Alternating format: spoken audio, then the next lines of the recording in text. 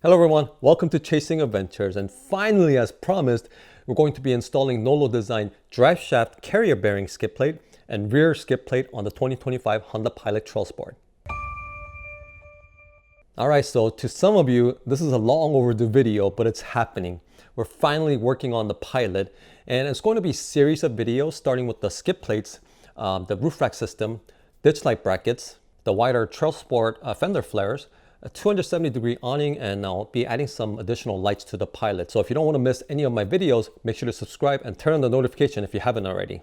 So when venturing out into the wilderness, you want to protect all important components of your vehicle so you could safely come back home.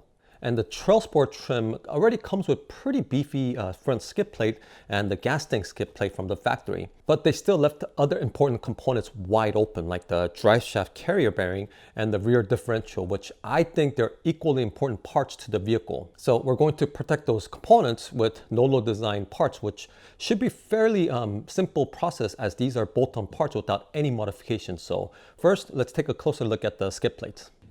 So the drive shaft carrier bearing skid plate is made out of 1/4 inch thick 5052 aluminum. So just look at how thick this is.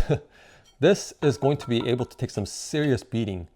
And the skid plate will come in raw aluminum finish like this, or with little extra fee, you have the option to get it powder coated like this in black or any choice of your color.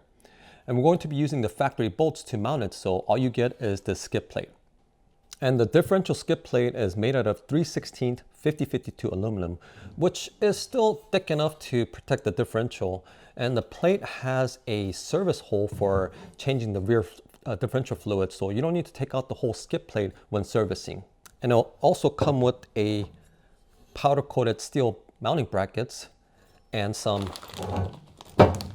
hardwares to mount it. And this is how the raw aluminum finish looks like. And as you could see, it does have some marks and break lines from manufacturing. So if this is going to bother you, you could get it powder coated. But I figured it's going to be mounted under the body and it's most likely going to get scratched up from off-roading. So that's why I got the raw aluminum finish. But I did get lucky with this carrier bearing skid plate because Ian had one that was already powder coated in black, but the customer who ordered it canceled on him, so he asked me if I wanted this without the extra fee. By the way, I paid my own money to purchase all NoLo design parts, with a little bit of discounts in exchange for making a video for him. And Ian was generous enough to make a discount code chasing ADB5, so you guys could also get discount when ordering any parts with my discount code. But it won't work on blemish items, so if you're going to order it, make sure to use my discount code so you guys could also save some money.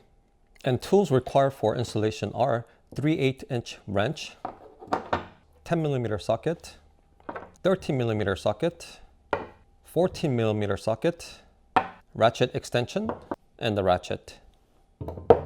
So if you have basic tools, you're good to go. All right, so enough talking and let's get to installing. Let's do the rear skid plate. First, assemble the mounting brackets to the plate. And on one of the arm, there's a notch in it to clear the sway bars. That notch goes towards the driver's side of the vehicle when it's installed. So make sure to get it oriented correctly. So if you're looking at the skid plate, this is the rear and this is the front. And the notch has to go onto the driver's side, so it'll go on like this. See the notch here? Yeah, so just place it like that. And we're going to be running the carriage bolt from underneath the skid plate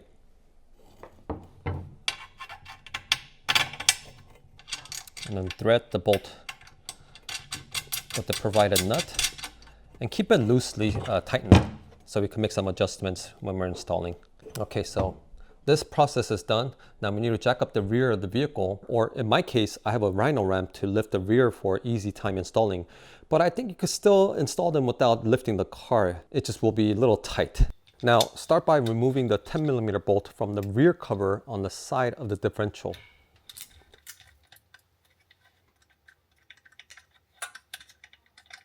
And set it aside because we're going to reuse them later. Next, remove the outermost bolt from the front of the differential carrier.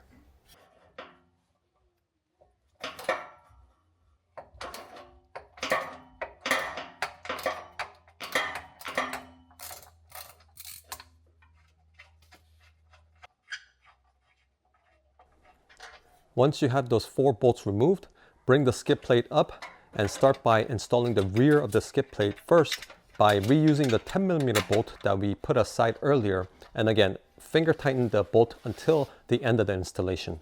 Now move to the front of the plate, install and fully tighten the mounting bracket with the provided 14mm bolt.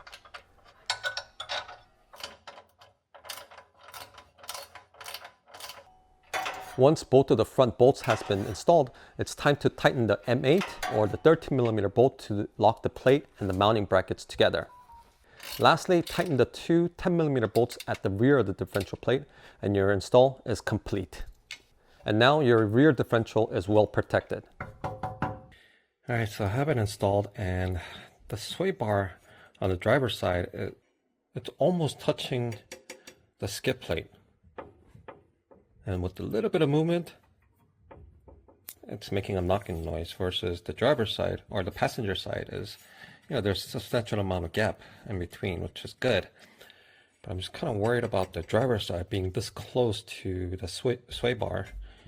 And honestly, the mounting bracket bolt could be, I think it could have been tightened before putting it on the vehicle, because after it was tightened, you don't have a whole lot of space to tighten those bolts. I mean, it was possible, but you know, it just made it so much easier if it was tightened before putting it on.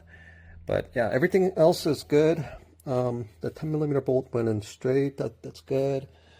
But I'm just kind of worried about this part here. Well, we'll see. I have to drive it to see if I hear any knocking.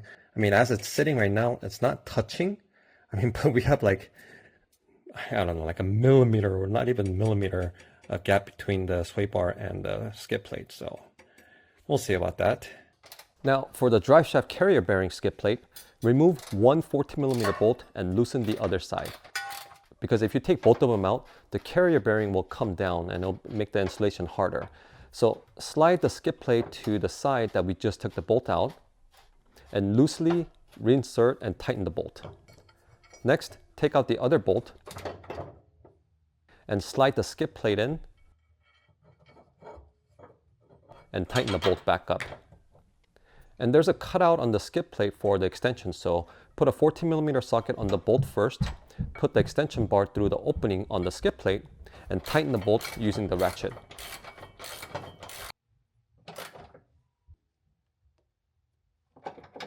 And that's it. Now your carrier bearing is well protected. So that wasn't too hard to install at all. And I think anyone with basic tools can install these easily in their garage. So if you're serious about off-roading with your Pilot, I highly recommend getting these plates to protect your car, because damaging any of these components while trailing, your fun weekend getaway will quickly turn into your worst nightmare. So to avoid future headaches, please invest and protect your Pilot before it happens. You know, it's like having insurance, and I already feel much safer off-roading with my Pilot knowing that it's well protected.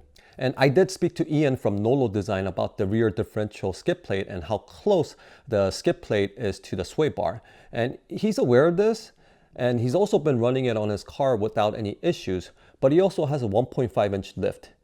But from my testing on a stock height Pilot Trailsport, the sway bar did touch and was resting on the skid plate at different articulation.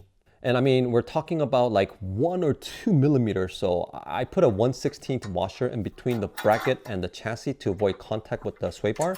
And that seems to solve the issue. And because of this, he's also going to make adjustments to the skid plate for future orders. So I appreciate companies that takes our feedback seriously and makes adjustments to their products. So thanks, Ian. And I'll leave the links to the skid plates and the discount code in the video description for your convenience. And if this video was helpful, make sure to like, and I'll be installing NoLo Design Cleaver roof rack system next, so make sure to subscribe to the channel if you haven't already, so you won't miss when my next video is uploaded. Also, share this video with fellow Pilot owners who likes to go off-roading with their Pilot so that they could also protect their car. So that's all I have for you guys today, and thank you all for tuning in today. And until next time, keep chasing adventures, and I'll see you all on my next video.